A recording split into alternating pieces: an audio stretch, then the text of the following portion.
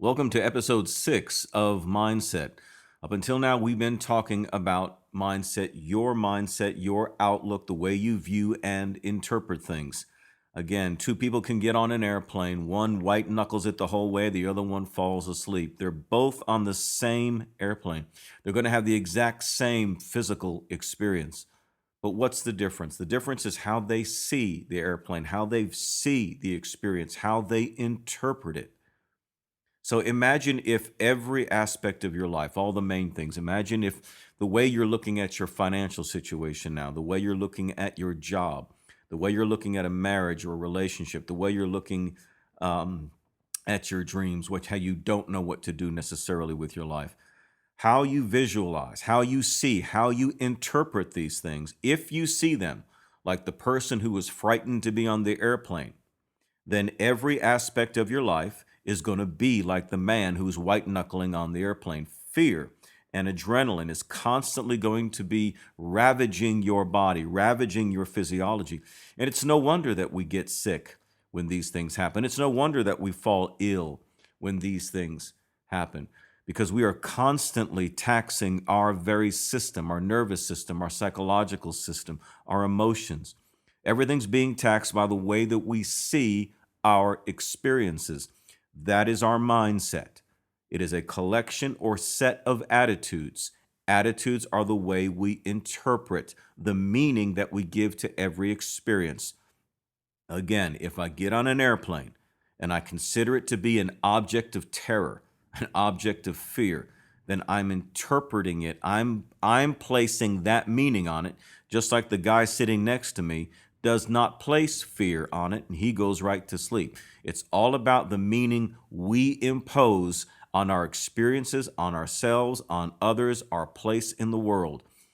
We can create stress, we can create anxiety, or we can create peace, we can create happiness, we can create energy, we can create enthusiasm, we can create motivation. You can literally manufacture in your own internal factory whatever sensation, whatever feeling it is that you want.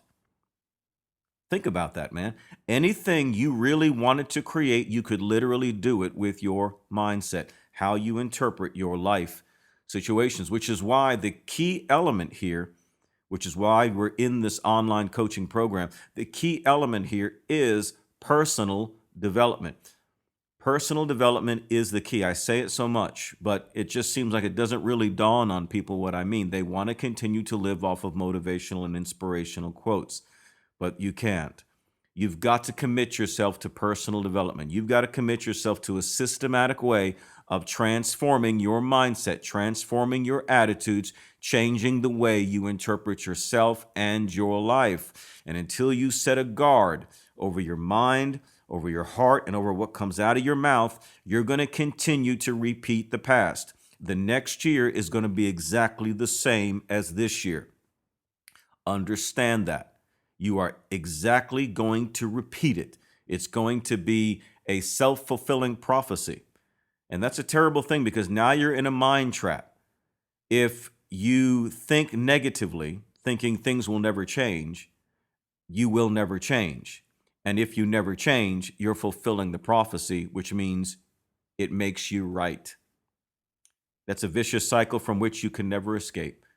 So this video, this course, my influence in your life is a tearing up of that contract. I'm stepping into the room and I'm disagreeing with you. I'm saying, no, the future does not have to resemble the past, because we can change things.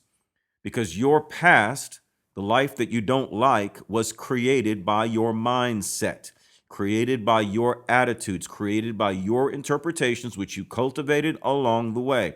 Therefore, if I can change them, if I can adjust them, if I can tinker with them, if I can help you to transform them, then your future will not resemble the past. Your future will resemble the way you always wanted it to be, but you never gave yourself the chance to do that. That's personal development. And so that's the importance of all this. Personal development, in essence, I call the silver bullet, because it just applies to so many things, especially when you combine it with something like health and fitness, which we'll talk more about in the future. But personal development, when combined with things like health and fitness are foundational, pivotal stones that you must have in place in order to touch every aspect of your life. For example, most people wait until a crisis hits before they go consulting resources on how to respond to it. So if you battle, for example, with panic attacks, if you battle, for example, with depression, if you battle with anxiety, most often we go to check resources on how to deal with those things when they hit. How do I deal with anxiety? And you look it up on Google. That's just like saying, how do I deal with a hangover? You wait for the hangover to come and then you deal with it. Or you might say, well, I want to go to war to prevent the hangover. If I know I'm going to be celebrating this weekend or something, I'm going to drink a lot of water. I'm going to eat plenty of food. I'm not going to mix alcohol. Sure, you may feel a little bit afterwards the next day, but it's nowhere going to be near as bad as if you mixed alcohol, didn't eat anything, and hardly drank any water. Then you're going to be really hungover. But the way we don't look for hangover remedies until the hangover is here, as opposed to doing preventative steps. I can't believe I'm using an alcohol reference for this, but using preventative steps. It's the same thing with fear, anxiety, stress, depression, all of those things. What people tend to do is they say, how do I deal with anxiety? So they wait for the anxiety attack to happen. They wait for the panic attack to happen. They wait for the depression to happen. Then they say, how do I deal with it? Personal development says no.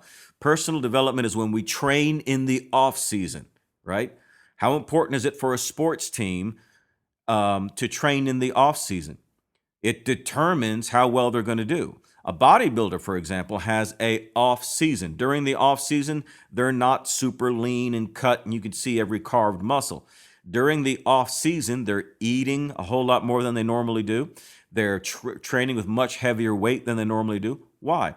Because they just want to put on mass. They'll strip off all the fat when they get closer to a competition. But during the off season, they're going to build bulk, so they're going to lift heavy and eat like bears.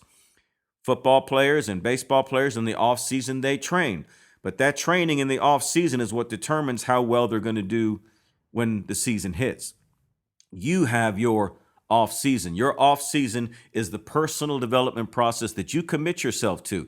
So if you were spending all of your days with applying these principles of personal development, getting up early, let's just say, to meditate, learning how to control your mind throughout the day, disciplining your thoughts, watching what you say, watching what comes out of your mouth, visualizing the kind of person you want to be, the kind of situation you'd like to create for yourself. If you're hanging around, you intentionally start getting around more positive people. You're signing up for a coaching program like this. Well, let's say you dealt with those other things in the past. Is that a cure-all for anxiety? Is that a cure-all for depression? No, it's not.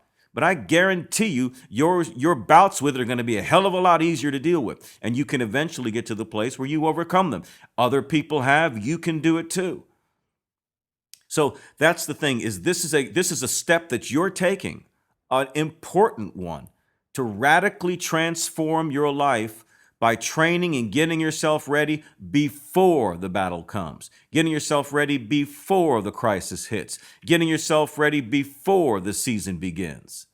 You understand what I'm saying? That's how important personal development is. The bigger you become, the smaller resistance becomes. The bigger you see yourself, the smaller the obstacle becomes. It's not an issue of what you have to contend with.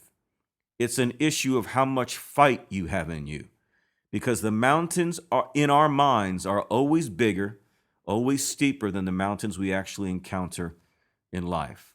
We're going to talk about this all this week. Stay tuned. Can you dig it?